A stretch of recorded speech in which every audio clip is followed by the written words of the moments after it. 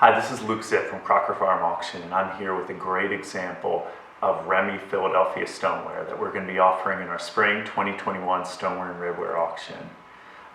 So really, this is one of the most interesting examples of stoneware from the Richard Remy pottery in Philadelphia that we've ever offered. As you can see, it's a puzzle mug.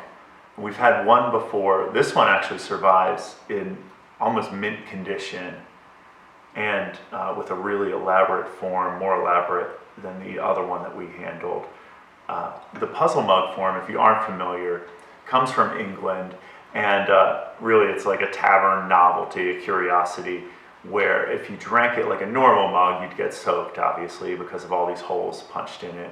But there's a trick that you have to pour it through the handle. I think there's a little hole in the handle that you cover up, and somehow, some way, the liquor, which I'm sure is what they were drinking out of this, makes your way to you through one of these spouts. These added holes on the handle are quite interesting and gives just a ton of character to this piece. It's unsigned, but we know for sure it was made at the Richard Remy pottery, because not only the floral decoration is very typical of Remy, but this kind of yellowish color to the clay body is very, very typical of Remy clay. And you know, the Remy family, you've probably heard us talk about them. If you know stoneware, you know the name Remy, is really probably the premier family in American stoneware production. They made stoneware for almost 2 centuries in America, before that in Germany.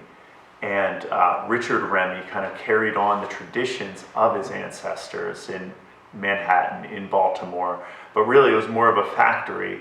But so they made tons of stoneware, tons of crocks, tons of pitchers, and other forms.